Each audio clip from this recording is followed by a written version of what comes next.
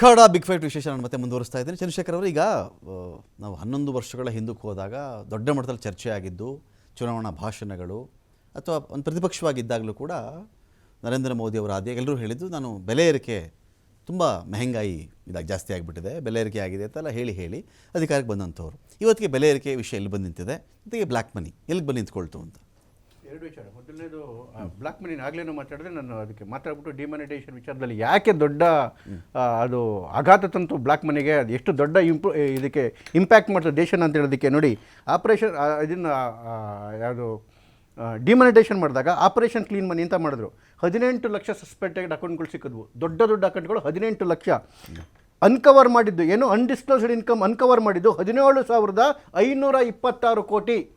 ಒಂದು ಬೆಲೆ ಏರಿಕೆ ವಿಚಾರಕ್ಕೆ ಬಂದಾಗ ನೀವು ಯಾವತ್ತೂ ನಾನು ಅದನ್ನೇ ಹೇಳಿದ್ದು, ಸುಮಾರು 15 ವರ್ಷದ ನೀವು ಅವರೇಜನ್ನು ಕಂಪೇರ್ ಮಾಡ್ಕೊಂಡು ಬಂದರೆ ನೀವು ಯಾವ ರೀತಿ ಒಳಗಡೆ ಇವತ್ತು ಬೆಲೆ ಏರಿಕೆ ಇದ್ದೀವಿ ಅಂತ ನಮಗೆ ಗೊತ್ತಾಗುತ್ತೆ. MSP ವಿಚಾರದಲ್ಲಿ ಇರ್ಬೋದು, MSP ವಿಚಾರದಲ್ಲಿ UPA ಸರ್ಕಾರದಲ್ಲಿ ಕೊಡ್ತಿದ್ದು 7 ಬೆಲೆಗೆ ಇವತ್ತು 23 ಬೆಲೆಗೆ, ಆಲ್ಮೋಸ್ಟ್ ಎಲ್ಲ ಬೆಲೆಗಳು ಖಾರಿಫ್ ಬೆಲೆಗಳಿರ್ಬೋದು ಆಲ್ಮೋಸ್ಟ್ ಮೇಜರ್ ಎಲ್ಲವೂ ಕ್ರಾಪ್ಗಳು ಕವರ್ ಆಗೋಗಿದೆ. 23 ಬೆಲೆಗಳಿಗೆ ಇವತ್ತು ನಾವು ಬೆಂಬಲ ಬೆಲೆ ಕೊಡ್ತಾ ಇದ್ದೀವಿ, MSP ಅನ್ನು ಕೊಡ್ತಾ ಇದ್ದೀವಿ. ಅದೇ ರೀತಿ ಯಾವ ಇನ್ವೆಸ್ಟ್ಮೆಂಟ್ಗಳಲ್ಲಿ ಭಾರತದ ಗ್ರೋತ್ ಆಗ್ತಾ ಇದೆ. ಮೇಕ್ ಇನ್ ಇಂಡಿಯಾ ಎಂತಹ ದೊಡ್ಡ ಡೆವಲಪ್ಮೆಂಟ್ ಮಾಡ್ತಾನೆ. ಒಂದು ಕಡೆಗೆ ಇಂಪೋರ್ಟ್ ಆಗ್ತಾ ಇದ್ದಂತಹ ನಮಗೆ ಕಾಸ್ಟನ್ನು ಕಡಿಮೆ ಮಾಡ್ತು, ಎಕ್ಸ್ಪೋರ್ಟನ್ನು ಜಾಸ್ತಿ ಮಾಡ್ತು, foreign direct investment record high ಹೋಯ್ತು. ಇವತ್ತು ನೋಡಿ ಆ್ಯಪಲ್ಲು, ಟೆಸ್ಲಾ, ನಮ್ಮಲ್ಲಿ ಆಪಲ್ ಏನು ಹೇಳಿದೆ, ನಮ್ಮದು ಚೈನಾ +1 ಪಾಲಿಸಿ ಇತ್ತು, ಇವಾಗ ಇಂಡಿಯಾ ಪಾಲಿಸಿ ಆಗಿದೆ, ಅದು ಇಂಡಿಯಾ +1 ಪಾಲಿಸಿ ಆಗಿದೆ. ಈವನ್ ಟ್ರಂಪ್ ಥ್ರೆಟ್ ಮಾಡಿದ್ಮೇಲೆ ಕೂಡ ನೆನ್ನೆ ಟಿಮ್ ಕುಕ್ ಕೇಳ್ತಾರೆ 6% ನಮ್ಮದು ಅಲ್ಲಿನ ಪ್ರೊಡಕ್ಷನ್ ಆಗಬೇಕು ಅಂತ ಹೇಳ್ತು, 6% ವಿಲ್ ಡೂ ಅಂತೇಳಿ. ನೆನ್ನೆ ಫಾಕ್ಸ್ಕಾನು ಆಪಲ್ನ ಇನ್ನೊಂದು ಸಬ್ಸಿಡರಿ $1.5 ಬಿಲಿಯನ್ ಅಡಿಷನಲ್ ಇನ್ವೆಸ್ಟ್ಮೆಂಟ್ ಮಾಡಿದೆ in spite of Trump threat. ಇವತ್ತು ಟೆಸ್ಲಾ ನಮ್ಮಲ್ಲಿ ಇನ್ವೆಸ್ಟ್ ಮಾಡಬೇಕು. ಜಗತ್ತಿನ ಎಲ್ಲ ದೇಶಗಳು, ಎಲ್ಲ ದೊಡ್ಡ ಕಂಪ್ನಿಗಳು, ಇವನ್ ಅದು ಬ್ರಹ್ಮೋಸ್ ಇರ್ಬೋದು ಅಥವಾ ಏನು ಡಿಫೆನ್ಸ್ ಎಕ್ವಿಪ್ಮೆಂಟ್ ಇರ್ಬೋದು, ಎಲ್ಲವೂ ನಮ್ಮಲ್ಲಿ ಬಂದು ಉತ್ಪಾದನೆಗಳನ್ನ ಶುರು ಮಾಡ್ತಾ ಇದ್ದಾರೆ. ಇದರಿಂದ ಏನಾಗ್ತಿದೆ, ನಮ್ಮ ಎಕಾನಮಿ ಡೆವಲಪ್ ಆಗ್ತಿದೆ, ನಮ್ಮ ಹುಡುಗರಿಗೆ ಕೆಲಸ ಸಿಗ್ತಾ ಇದೆ, ನಮ್ಮ ಎಕ್ಸ್ಪೋರ್ಟ್ ಜಾಸ್ತಿ ಆಗ್ತದೆ. ನಾವು ಇಂಪೋರ್ಟ್ಗೆ ಬೆಲೆ ತೆರಬೇಕಾಯಿತು, ಅದು ನಿಂತು ಹೋಗ್ತಾ ಇದೆ. ಓವರ್ ಆಲ್ ದೇಶದ ಡೆವಲಪ್ಮೆಂಟ್ ಆಗ್ತದೆ ಮೇಕ್ ಇನ್ ಇಂಡಿಯಾದೊಳಗೆ. ಎರಡನೇದು PM ಮುದ್ರಾ ಸ್ಕೀಮ್ ಆಗಲೇ ಹೇಳಿದೆ. PM ಮುದ್ರಾ ಸ್ಕೀಮಲ್ಲಿ ಇಲ್ಲಿವರೆಗೂ 52 ಕೋಟಿ ಬಡವರಿಗೆ, ಇವರಿಗೆ ಬೀದಿ ವರ್ತಕರಿಗೆ, ಸಣ್ಣ ವರ್ತಕರಿಗೆ, SC ST OBCಗಳೇ ಅತಿ ಹೆಚ್ಚಿರ್ತಕ್ಕಂಥದ್ದು, ಅವರಿಗೆ ಸಾಲ ಡಿಸ್ಬರ್ಸ್ಮೆಂಟ್ ಆಗಿದೆ. ಎಷ್ಟು ಲಕ್ಷ ಕೋಟಿ ಇಲ್ಲಿವರೆಗೂ? ಸುಮಾರು 32 ಲಕ್ಷ ಕೋಟಿ, 32.4 ಲಕ್ಷ ಕೋಟಿ ಡಿಸ್ಬರ್ಸ್ಮೆಂಟ್ ಆಗೋಗಿದೆ ಆಗಲೇ ಮುದ್ರಾ ಸ್ಕೀಮಲ್ಲಿ. ಅದಾದ್ಮೇಲೆ ಡಿಜಿಟಲ್ ಇಂಡಿಯಾ ಮತ್ತು UPI 24-25ರಲ್ಲಿ 173.6 ಬಿಲಿಯನ್ ಟ್ರಾನ್ಸಾಕ್ಷನ್ಸ್. ಇವತ್ತು ಜಗತ್ತು ನಮ್ಮ ಕಡೆಗೆ ನೋಡ್ತಾ ಇದೆ UPI ಟ್ರಾನ್ಸಾಕ್ಷನ್. 7 ದೇಶಗಳಲ್ಲಿ ಇನ್ಕ್ಲೂಡಿಂಗ್ ದುಬೈ, UAE ನಲ್ಲಿ, ಇನ್ಕ್ಲೂಡಿಂಗ್ ಫ್ರಾನ್ಸ್ ನಮ್ಮ UPI ನಡೀತಾ ಇದೆ. ಸಿಂಗಾಪುರ್ ಇರ್ಬೋದು, ಥೈಲ್ಯಾಂಡ್ ಇರ್ಬೋದು, ಎಲ್ಲ ಮೇಜರ್ ದೇಶಗಳಲ್ಲಿ ನಮ್ಮ UPI ನಡೀತಾ ಇದೆ. ಇದು ಡಿಜಿಟಲ್ ಇಂಡಿಯಾದಿಂದ ಆಗಿರ್ತಕ್ಕಂಥ ಬದಲಾವಣೆಗಳು. 2019ರಲ್ಲಿ 34% ಇದ್ದಿದ್ದು ಇವತ್ತು 2024ರಲ್ಲಿ 83% ಆಗಿದೆ. ಅದಾದ್ಮೇಲೆ ಆಯುಷ್ಮಾನ್ ಭಾರತ, ಜಗತ್ತಿನ ಅತಿ ದೊಡ್ಡ ಹೆಲ್ತ್ ಕೇರ್, ಒಂದು ಫ್ಯಾಮಿಲಿಗೆ 5 ಲಕ್ಷ ತನಕ ಕವರ್ ಕೊಡ್ತಕ್ಕಂಥದ್ದು, ಇಲ್ಲಿವರೆಗೂ ಕೊಟ್ಟಿರ್ತಕ್ಕಂಥದ್ದು 36.9 ಕೋಟಿ ಮನೆಗಳಿಗೆ, ಕುಟುಂಬಗಳಿಗೆ. ಈ ರೀತಿಯಾಗಿ ಈಗ ಒಂದು ನಿಮಿಷ ನಟರಾಜ್, ಇಲ್ಲಿ ಏನಾಗುತ್ತೆ, ಈಗ ಅವರು ಒಂದಷ್ಟು ವಿಷಯ ಹೇಳ್ತಾ ಇದ್ರು, ಅವರು ಮೇಕ್ ಇನ್ ಇಂಡಿಯಾ ಬಗ್ಗೆ ಮಾತಾಡ್ತಾ ಇದ್ರು. ಇನ್ನೊಂದು ಪಾಯಿಂಟ್ ಇದೆ ಇಲ್ಲಿ, ಮೇಡ್ ಇನ್ ಇಂಡಿಯಾ ಅಂತ ಬೇರೆಯವರು ಮಾತಾಡೋದು ಬಿಟ್ಬಿಡಿ. ಅವರದ್ದೇ ಪಿಯೂಷ್ ಗೋಯಲ್ ಅವರು ಮೊನ್ನೆ ಒಂದು ದೊಡ್ಡ ಕಾರ್ಯಕ್ರಮದಲ್ಲಿ ಇದ್ರ ಬಗ್ಗೆ ಮಾತಾಡ್ತಾ ಇದ್ದಾರೆ. ಗಿಗ್ ಎಕಾನಮಿ ಆಗ್ತಾ ಇದೆ ಇಂಡಿಯಾ. ಇದು ಝೊಮ್ಯಾಟೊ ಆಗಲಿ, ಸ್ವಿಗ್ಗಿ ಆಗಲಿ, ಇನ್ನೊಂದಾಗಲಿ ಡೆಲಿವರಿಗಳು ಮಾಡೋ ಕಡೆಗೆ ಈ ದೇಶದ ಜಾಸ್ತಿ ಗಮನ ಕೊಡ್ತಾ ಇದ್ದಾರೆ. ಬೇರೆ ಸ್ಟಾರ್ಟ್ಅಪ್ಗಳು ಕೂಡ ಆಗಬೇಕಾಗಿತ್ತು ಅಂತ ಹೇಳಿದ್ರೆ ಎಷ್ಟು ಮಟ್ಟಕ್ಕೆ ಅದು ಅವ್ರಿಗೆ ಉಲ್ಟಾ ಆಯಿತು ಅದು ಬೇರೆ ವಿಚಾರ. ಅದು ಬಟ್ ಆ ಚರ್ಚೆಗೆ ಬಂದಿದ್ದು ನಿಜ ಅಂತ ಹೇಳಿ. ಹೌದು, ಈಗ ಹಂಗೆ ಆಗ್ತಾ ಇರ್ತಕ್ಕಂಥದ್ದು. ಈಗ ಸ್ಟಾರ್ಟ್ಅಪ್, ಮೇಕ್ ಇನ್ ಇಂಡಿಯಾ ಇವೆಲ್ಲ ಇದಾವಲ್ಲ, ಇವೆಲ್ಲ ಇಂಡಿಯನ್ ಮೇಡ್ ಆಗಬೇಕು, ಇಂಡಿಯಾದಲ್ಲಿ ಸ್ಟಾರ್ಟ್ಅಪ್ ಕಂಪ್ನಿಗಳು, ಸಾಫ್ಟ್ವೇರ್ಗಳು ಶುರುವಾಗಬೇಕು. ಈಗ ಒಂದು ಹಂತ ಇತ್ತು 2000ರಿಂದ 2010ವರೆಗೂ ಬಂತಲ್ಲ, ಈ IT ಬೂಮ್ 90s ಇಂದನೂ 2020 ಇಯರ್ಸ್ ಇದೆಯಲ್ಲ, ಇದು golden period. All IT software ಬೆಂಗಳೂರಿಂದ, ಇಂಡಿಯಾದಿಂದ ಎಷ್ಟು ಎಲ್ಲ ಕಡೆ ಇಡೀ ಪ್ರಪಂಚಕ್ಕೆ ಕವರ್ ಆಗ್ತಾ ಇದೆ.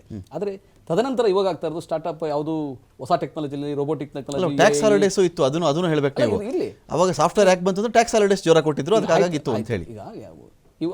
ಇವಾಗ ಎಕನಾಮಿ ನಮ್ದು ಜಾಸ್ತಿ ಮಾಡಿಲ್ವ, ಅದರಿಂದ ಆಗಿದೆ. ಈ ಕೇಂದ್ರ ಸರ್ಕಾರ ತನ್ನ ನೀತಿಗಳಿಂದ ತುಂಬ ಜನ ಉದ್ಯಮಿಗಳು ಬಹಳ ಹಣ ಲೂಟಿ ಮಾಡಿಕೊಂಡು ದೇಶದ ಪಲಾಯನ ಆಗ್ಬಿಟ್ರು. ಇವರು ಪಲಾಯನ ಮಾಡಿ ಬಿಟ್ಕೊಟ್ರು. ಉದಾಹರಣೆಗೆ ನೀರವ್ ಮೋದಿ, ಲಲಿತ್ ಮೋದಿ, ಚೋಕ್ಸಿ, ನಮ್ಮ ಮಲ್ಯ, ಇವರು ಪಲಾಯನ ಮಾಡಕ್ ಬಿಟ್ಕೊಟ್ರು ಇವರೆಲ್ಲ ಇವ್ರ ನೆಟ್ವರ್ಕ್ ಅಲ್ಲಿ ಇದ್ದವರು ಇವರೆಲ್ಲ ಇವ್ರ ಸ್ನೇಹಿತರೆ. ಎಷ್ಟು ಹಾಸ್ಯಾಸ್ಪದವಾಗಿ ಮಾಡ್ತಾರೆ. ಕೇಳಿ. ಅವ್ರಿಗೆಲ್ಲ ಲೋನ್ ಕೊಟ್ಟಿದ್ಯಾರ್ರಿ? ಕೇಳಿ. UPI ಯಾವ ಫೋನ್ ಅಲ್ಲಿ ಲೋನ್, ಫೋನ್ ಅಲ್ಲಿ ನಮ್ಮ ಕಾಲದಲ್ಲಿ ಅಲ್ಲ, ದಯಮಾಡಿ ನೀವು ಅದನ್ನ ಹೇಳ್ಬೇಕು. ಯಾರು ಸ್ಯಾಂಕ್ಷನ್ ಮಾಡಿದ್ರು, ಹೆಂಗ್ ಸ್ಯಾಂಕ್ಷನ್ ಮಾಡಿದ್ರು, ಯಾಕೆ ಸ್ಯಾಂಕ್ಷನ್ ಮಾಡಿದ್ರು? ಕರೆಕ್ಟ್. ಲೋನ್ ಇಡೀ ದೇಶದಲ್ಲಿ ಎಲ್ಲರೂ ಲೋನ್ ತಗೊಂತಾರೆ, ಉದ್ಯೋಗ ಮಾಡ್ಲಿ, ಉದ್ಯಮ ಮಾಡ್ಲಿ ಅಂತ. ನೀವು ಲೋನ್ ಡಿಫಾಲ್ಟ್ ಆದವ್ರನ್ನ ನೀವು ಶಿಕ್ಷೆ ಮಾಡ್ಬೇಕಾ, ನೀವು ಜೊತೆ ಕರ್ಕೊಂಡೋಗಿ ಆಚೆ ಬಿಡ್ಬೇಕಾ?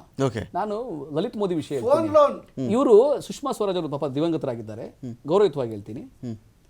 ಮಾನವೀಯತೆ ದೃಷ್ಟಿಯಿಂದ ಅವ್ರಿಗೆ ವೀಸಾ ಮಾಡಿಸಿ ಆಚೆ ಕೊಟ್ಟರಂತೆ ಇವ್ರನ್ನ. ನೋಡಿ ಈ ತರ ನಾನು ಹೇಳ್ತೀನಿ ಚಂದ್ರಶೇಖರ್, ಮೈಂಡ್ ಯುವರ್ ಟಾಂಗ್. ನಾನು ಸುಳ್ಳಲ್ಲ, ಚೆಕ್ ಮಾಡಿ, ಚೆಕ್ ಮಾಡಿ, ಗೂಗಲ್ ಮಾಡ್ರಿ, ಈಗಲೇ ಗೂಗಲ್ ಮಾಡ್ರಿ, ಈಗಲೇ ಗೂಗಲ್ ಮಾಡ್ರಿ. ಮೋದಿ ಆಗ್ಲಿ, ಚೋಕ್ಸಿ ಆಗ್ಲಿ, ಮಲ್ಲಿ ಆಗ್ಲಿ, ಒದ್ದು ಕರ್ಕೊಂಡ್ ಬರ್ತಿರೋದು ನಾವು. ಇವತ್ತು ಮಲ್ಲಿ ಕತೆ ನೋಡಿ, 9,000 ಕೋಟಿ ಆಕ್ಷನ್ ನಡೀತಾ ಇದೆ. Watch your language. Mind your language. ನಾನು ಸುಳ್ಳಲ್ಲ, ನಂಬರ್ 1. ಆಮೇಲೆ ನೀವು ಹಿಂಗೆ ಅಂತ ಏನಾದ್ರು ಮಾತಾಡಿದ್ರೆ ಅಸಭ್ಯವಾಗಿ ಮಾತಾಡಬಾರ್ದು ಅಷ್ಟೇ. ನೀವು ಬೇಕಾದ್ರೆ ಕೇಳ್ಕೊಳ್ಳಿ. ಡಿಬೇಟ್ ಚೆನ್ನಾಗಿದೆ, ಡಿಬೇಟ್ ಚೆನ್ನಾಗಿ ಮಾತಾಡೋದು. ನಾನು ಬಾಯ್ ಬಂದಾಗ ಏನ್ ಹೇಳ್ತಾ ಇದ್ದೀನಿ, ನಾಚಿಕೆ ಆಗ್ಬೇಕು. ಇದು ಏನ್ ವಾಟ್ ನಾನ್ಸೆನ್ಸ್ ಇದು, ಆಯ್ತಾ? ನೋಡಿ, ರೈತರ ಆತ್ಮಹತ್ಯೆ ಜಾಸ್ತಿ ಆಗಿದೆ. 10 ವರ್ಷಗಳಲ್ಲಿ 1,40,000 ರೈತರ ಆತ್ಮಹತ್ಯೆ ಮಾಡ್ಕೊಂಡಿದ್ದಾರೆ. ಕೇಂದ್ರ ಸರ್ಕಾರ ಕಾಂಪನ್ಸೇಷನ್ ಕೊಟ್ಟಿದ್ಯಾ? ಅವ್ರ ರೈತರು ಹೋರಾಟ ಮಾಡ್ತಾ ಇದ್ದಾರೆ, ನಮ್ಗೆ ಈ ರೈತ ವಿರೋಧಿ ಕಾಯ್ದೆಗಳು ಬೇಡ ಅಂತ. ನೀವು ಅವ್ರನ್ನ ಪ್ರಾಣಿಗಳ ತರ ಟ್ರೀಟ್ ಮಾಡಿದ್ರಿ, ಸುತ್ತಲೂ ಕಂದಕ ಹಾಕಿದ್ರಿ, ತಂತಿ ಬೇಲಿ ಹಾಕಿದ್ರಿ. ಡೆಲ್ಲಿ ಗೊತ್ತಲ್ಲ, ಮೋದಿ ಅವ್ರು ಮಂಡಿ ಊರಿ ವಾಪಸ್ ತಗೋಬೇಕಾಯ್ತು ಕಾಯ್ದೆಗಳನ್ನ, ಅದು ಬೇರೆ ವಿಷಯ.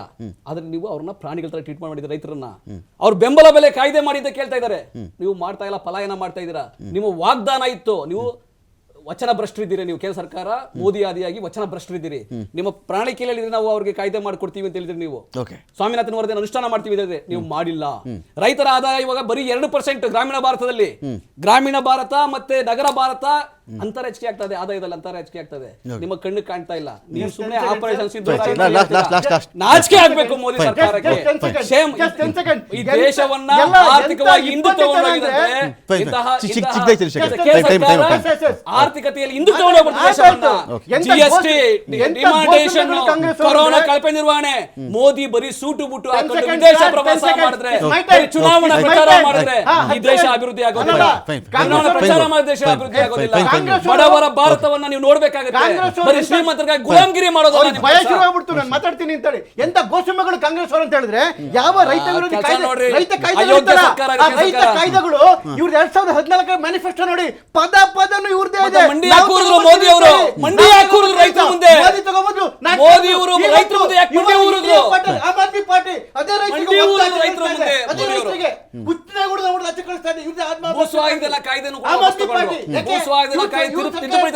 ಅದು ಕೂಡ ತಗೊಂಡ್ರು ವಾಪಸ್. ಫೈನ್. Thank you. ಇದರೊಂದಿಗೆ ಅಖಾಡ ಮುಗಿಸ್ತಾ ಇದ್ದೀನಿ. ಥ್ಯಾಂಕ್ ಯು ನಟರಾಜ್ ಗೌಡ್ರೆ, ಥ್ಯಾಂಕ್ ಯು ಚಂದ್ರಶೇಖರ್ ಅವರೇ.